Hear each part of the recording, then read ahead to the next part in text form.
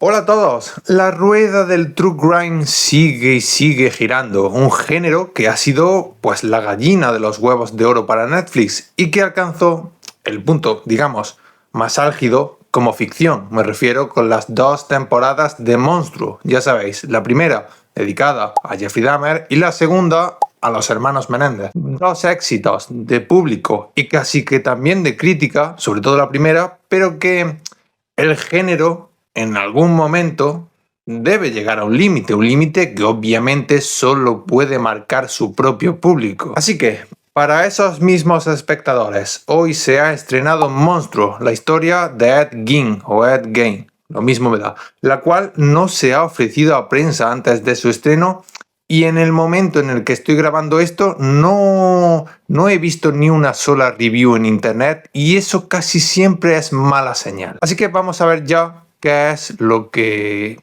ha pasado aquí.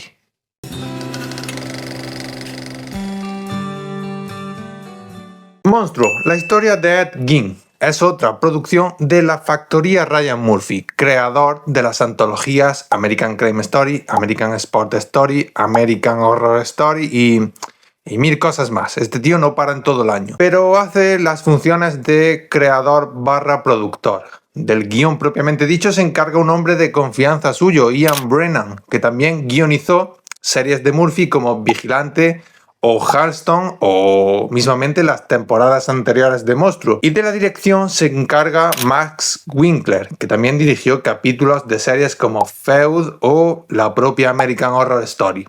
Todo queda así bastante endogámico y pues si la fórmula funciona, pues ¿por qué cambiarla, no? Dicho esto, esta nueva temporada de Monstruo se basa lógicamente en un nuevo psicópata. En este caso, como ya he dicho, en Ed Gein, que solo se pudo comprobar en su historia real, me refiero, que mató a 2 personas y que pues además tenía cierta afición por desenterrar cadáveres y hacer manualidades con sus partes. Ya cada uno pues lo suyo. Gein, que fue la figura que inspiró a películas como Psicosis, La matanza de Texas o El silencio de los corderos. Y quedaos con esos 3 porque las 3 son parte vital en esta temporada de la serie. Gein, por su parte, es un personaje marcado por una profunda represión sexual derivada de un autoritarismo materno y que desarrolló una psicopatía como producto de su contexto, sobre todo de las noticias que llegaban a América sobre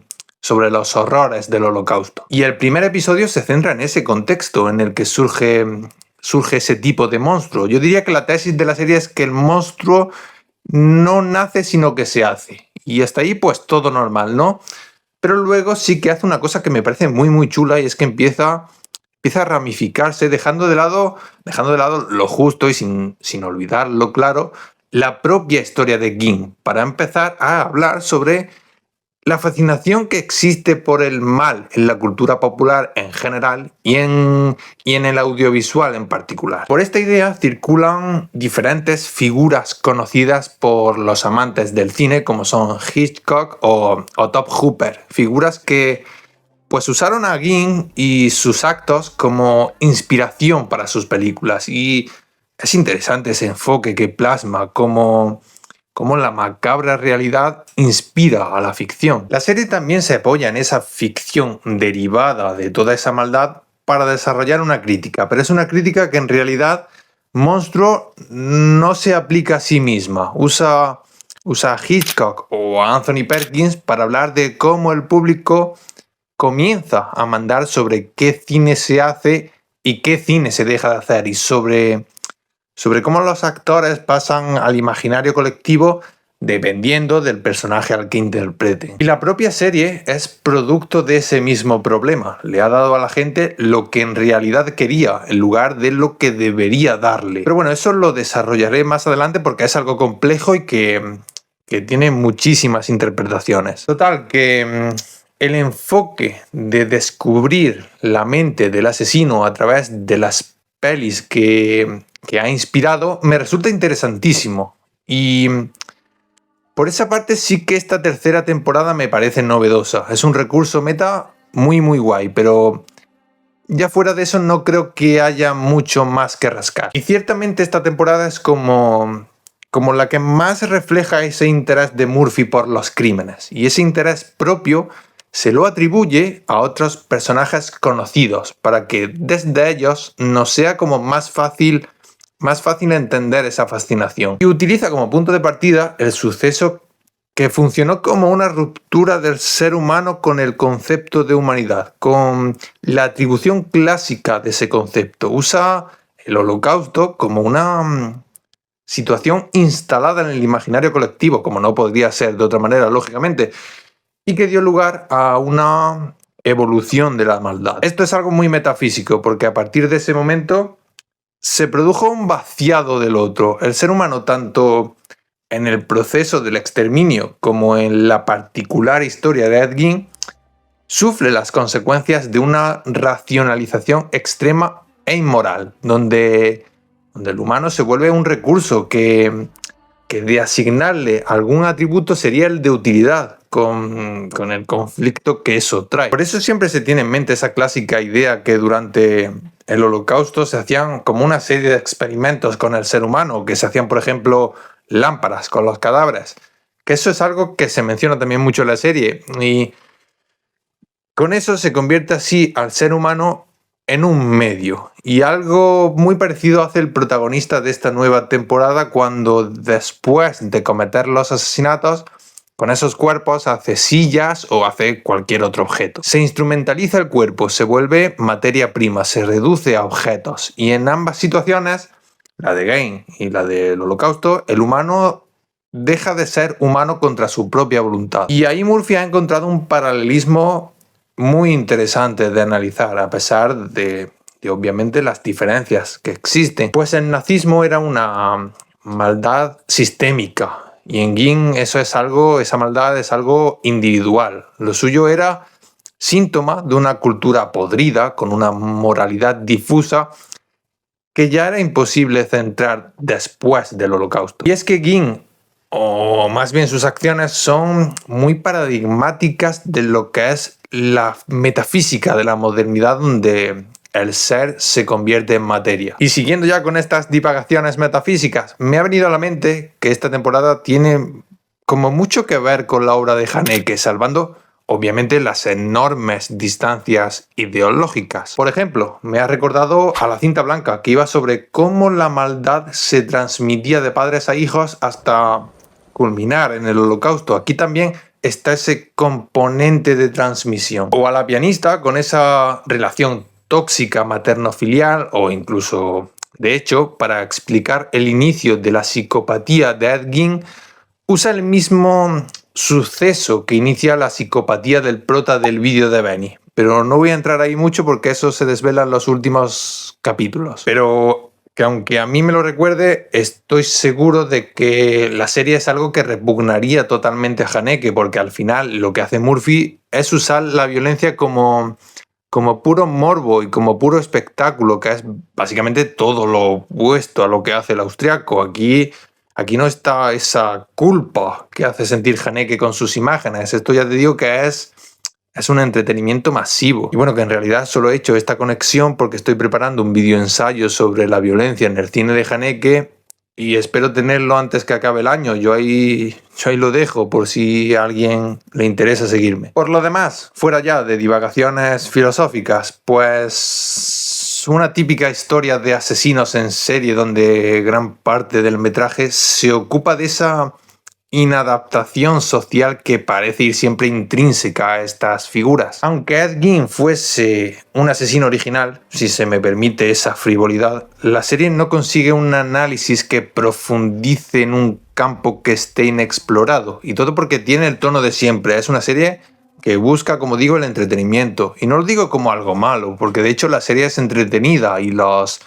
fans del True Crime yo creo que la van a valorar bien, pero después de tantas series con el mismo tono festivo, pues ya como que se va buscando algo más, ¿no? Creo que por eso Mindhunter gustó a todo el mundo y por eso hay tantas campañas por redes para que se descancele, porque el entretenimiento está muy bien, pero el músculo del espectador ya va exigiendo algo más. Que por cierto, para los fans de la serie de Fincher, quizá os agrade, o quizás no, el último capítulo, que es lo más parecido que habrá a una tercera temporada. De hecho, el último capítulo, en relación con lo de referenciar también a Mindhunter, es algo bastante paradigmático de lo que es Monstruo, porque ya te termina por confirmar que esta está más preocupada por la influencia del mal en la cultura pop que por la propia maldad en sí. Es decir, ya resumiendo, la serie la podemos dividir en dos partes. La parte de Ging, que es un tratamiento normalito de lo que es un asesino en serie,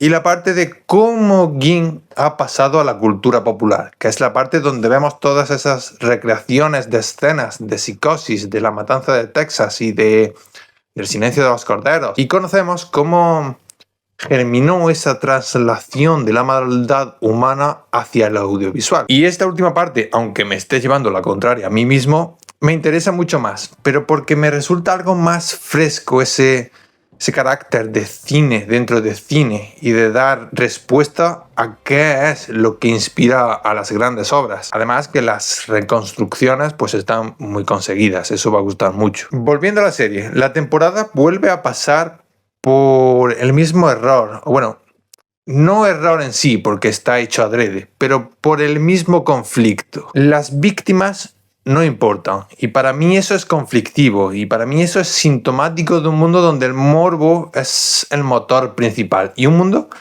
que se olvida de las víctimas es éticamente complicado. Siendo justos, sí que intenta, en los últimos capítulos, con la trama policial y con Ging en el psiquiátrico, atisbar o más bien justificarse un poco. Por ejemplo, se pide perdón a sí misma por la visión que da de la transexualidad e intenta también, pues por otro lado, abordar esa cultura del show americano, en este caso el show de lo macabro, algo por lo que también como que pide un poquito de perdón. Y eso que refleja es algo tan real en la sociedad estadounidense y tan pasado de rosca y tan ridículo que el simple hecho de tener la intención de mostrarlo ya funciona como un juicio respetable. Pero no me parece suficiente. Primero porque sigue ciñéndose a unos hechos sin ir más allá en su estudio. Segundo porque en el último episodio intenta un ejercicio horroroso de empatía hacia el psicópata. Y tercero porque hay un intento totalmente banal